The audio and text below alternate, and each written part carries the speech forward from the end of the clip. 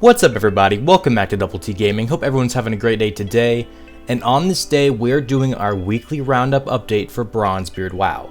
And there is a lot going on. First off, I apologize for this video being a couple days late. I swapped out my CPU on my desktop and that went fine, but then I swapped out my power supply and it somehow jacked up my motherboard. So I've been trying to fix it for the last few days. And right now, I at least have it to the point where it'll actually turn on. But only if I physically flip the switch on the power supply in the back or unplug it and plug it back in, because apparently the pins on the motherboard that do control the power button have shorted out. But anyway, again, apologies for the delay on this one. But let's just go ahead and dive into it, and I will leave a link in the description to this news article linked on the Ascension Discord and on their website. First up, starting small, it is December, so Winter's Veil will be coming on December 15th, running through January 2nd. This will come with your typical Christmas decorations, some holiday gifts, a daily quest focused on Grumpus, holiday hats, gnome transformations, and Metzen the reindeer. Typical stuff you'll also see in classic or retail versions of WoW. But more importantly, Molten Core will be finally launching on Ascension this coming weekend, December 13th. And of course, this will be 4 levels of difficulty going from normal up to Ascended.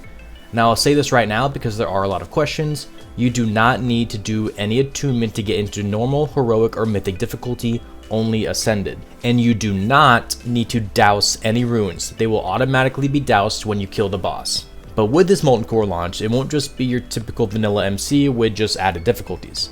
Bosses will have new updated spells and mechanics, as well as updated spell visuals for all mobs found inside of Molten Core. And the creature RPG overhaul that is a staple of the server will also be in Molten Core, including new reps, new gear, new tier sets for all roles, upgraded legendary items, and so much more. So let's take a closer look now at the mob overhaul in Molten Core. Every creature and boss features unique stats and unique spell resistances and vulnerabilities. So if you are playing a fire mage, most of these mobs of course will be fire resistant, so make sure to bring some spell penetration. Looking at reputations, the Hydraxian Waterlords in Vanilla was the most essential reputation you needed in order to progress in Molten Core, because it allowed you to douse boss runes, unlocking Majordomo, and therefore unlocking Ragnaros. So with the dousing mechanic now automatic, Ascension has revamped the Waterlords rep completely and given new custom rewards, like a tank cloak, a spell pen trinket, and much more, and there will be a new Waterlords vendor in Blackrock Mountain as well. And of course, we got a hint of a couple of new items coming, available at all difficulties, but scaling up the harder one you play on.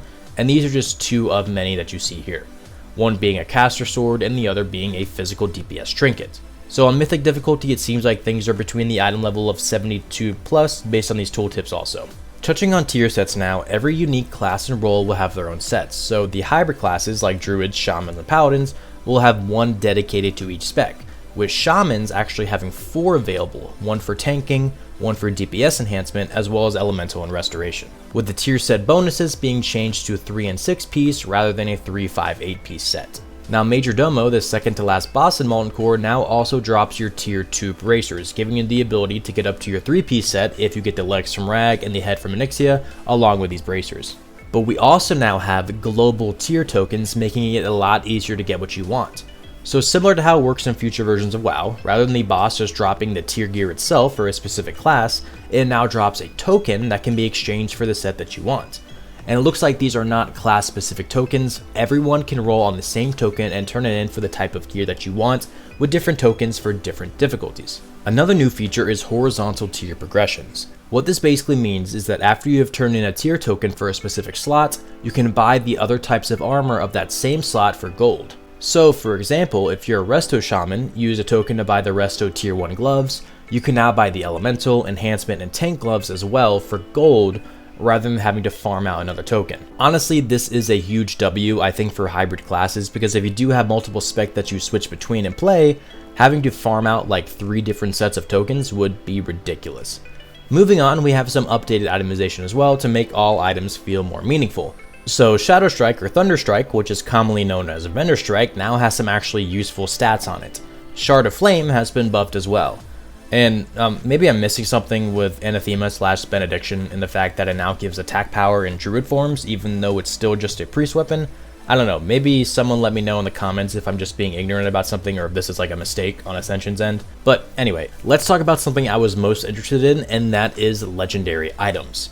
So these of course are going to be incredibly rare to get. Now I'm not sure if these are only available on Ascended difficulty or if there will be one for each level of difficulty. These tooltips are only showing Ascended, but they have been overhauled to be even better. Like Sulfuras now having a better equipped chance of doing a cleave effect while still having a fireball chance on hit effects. Then we also have the addition of probably the most legendary item in all of WoW, the legendary that only ever dropped once in actual vanilla due to a GM mistake, the Talisman of Binding Shard, being a legendary tank necklace, and now with the ability to transform into a DPS necklace as well. And with Molten Core also comes brand new crafted gear as well.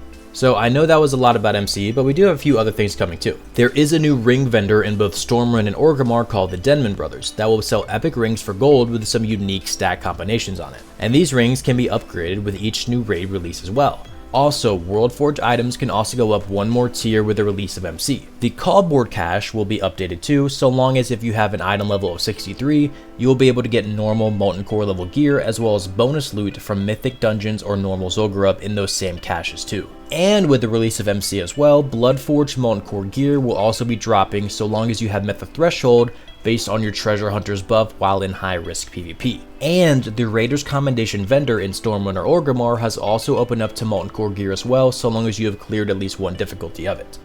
Okay, that was a lot regarding Molten Core. There were also some balance changes to mages, shamans, druids, hunters, and priests. I won't go into depth on those in this video since I don't want this to be too long and Molten Core has already taken up a big chunk of it already, but again, I will leave a link down in the description if you want to check those out. Other than that, we have a buff to the prestige on Ascension, so the entire month of December, every time you prestige, meaning after you hit level 60, you kind of just prestige again like Call of Duty, start leveling up again, you'll earn double the amount of runes of Ascension, going up to 50,000 runes. So I just went over kind of the main highlights of that article. There's a lot more in-depth kind of niche stuff if you're interested in it. Again, once more, that will be linked down in the description below, but most of this is related to the release of Molten Core. So Ascension has said several times in the past that once MC was out, they were going to do a bit longer of a pause in between phases to let people enjoy multiple lockouts for the first tier of raids. Now, if they will stand by that because of how long the wait was for Molten Core, I'm not sure. Because originally, I think they intended to get MC out pretty quick, like within a couple weeks of Zul'Gurub, but it was the player base that told them to slow it down. But anyway, the Ascension Discord is the most up-to-date place if you want this information as soon as it's available. They do a really good job of kind of getting out this info really quick. But let me know down below if you're still enjoying your time on Bronzebeard or if you've moved on to another server. I'm kind of in between right now. I'm starting to do like a little private server showcase where I do go into kind of other smaller servers, get permissions from the developers, and try to make a video about it, just advertising what might be coming up soon. But anyway, as always, thank you guys for watching. This is DoubleT Gaming. Once again, apologies for this video coming out pretty late. Messed up my computer and it's still kind of jacked up, but I don't feel like replacing my motherboard right now. But I will see you guys in the next video. DoubleT in the house, yeah, the grind don't stop. Classic World of Warcraft, straight to the top. Private servers popping, got the code unlocked. Regular guy, but the content's gold, full stock. Handsome as heck, yeah.